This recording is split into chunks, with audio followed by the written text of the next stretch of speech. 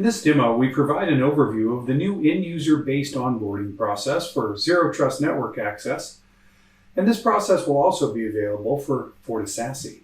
The new end-user onboarding provides a verification step where users must authenticate when connecting the FortiClient ZTNA Agent to the endpoint management server.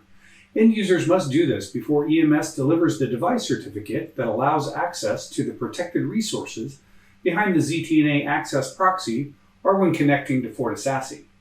Let's join Tom Smith as he logs into his device for the first time and instead of following IT instructions, attempts to access his web application server.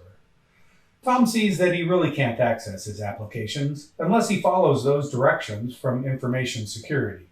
Tom recalls several communications about this, so he logs into his email and finds the email from the Information Security Help Desk with the setup task that he must perform before he can gain access to the protected applications and services that he uses for his day-to-day work activities.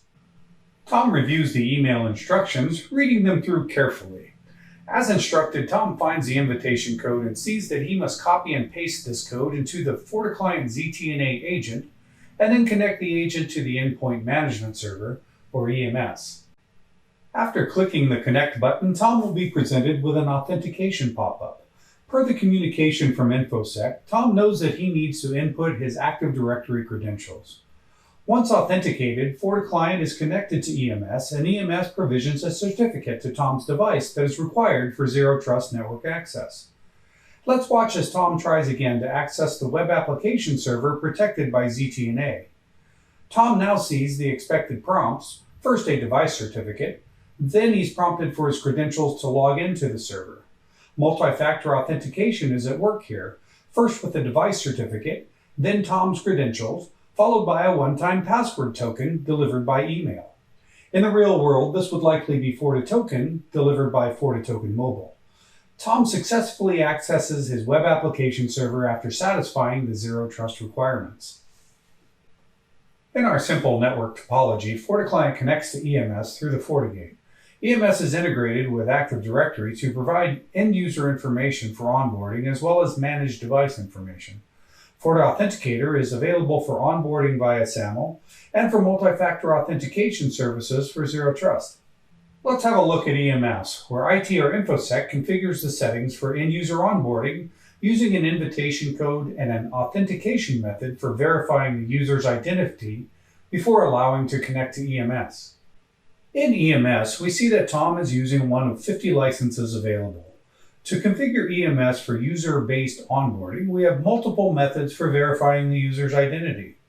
Active Directory integration is often used, and we can import users and devices using the Manage Domains mechanism under Endpoints or in the User Management area of EMS.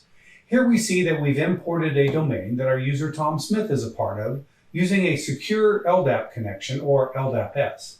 We've left the default synchronization period of 60 minutes, and it's worth noting that synchronization can be performed on demand here as well. We also configure and send invitations for the different types of verification methods. For Tom, who authenticated via LDAP, this invitation was emailed to him with the instructions on connecting. We see his active endpoint indicated here on this screen as well. You can see that we set an expiration date for this invitation for almost a year.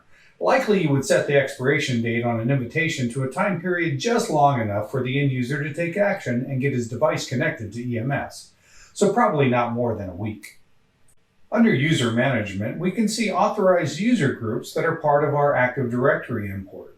We can import from multiple Active Directory domains from this screen as well. Under Verified Users, we see Tom Smith as a verified user and can see that he authenticated via LDAP.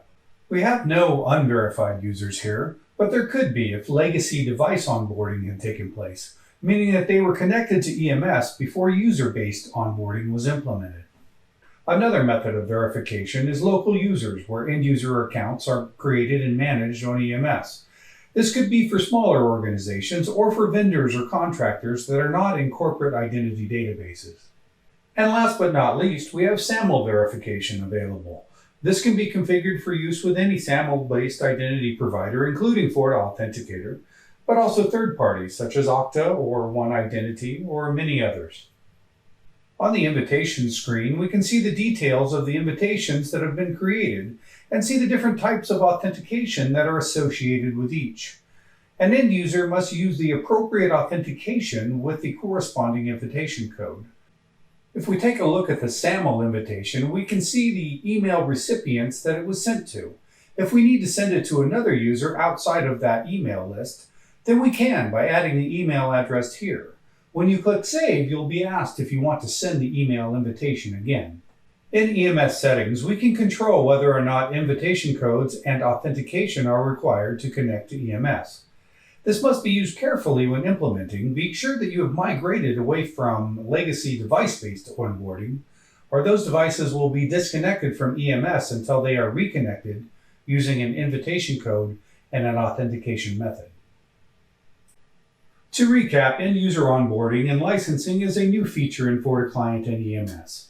It consists of several authentication methods for verifying the end user, including Active Directory, with the ability to review the authorized groups, monitor verified users, and configure the other authentication methods, including local EMS users and, of course, SAML. Invitation codes can be sent by email to the appropriate groups using the appropriate authentication method. We hope you have found this demonstration helpful. Have a great day.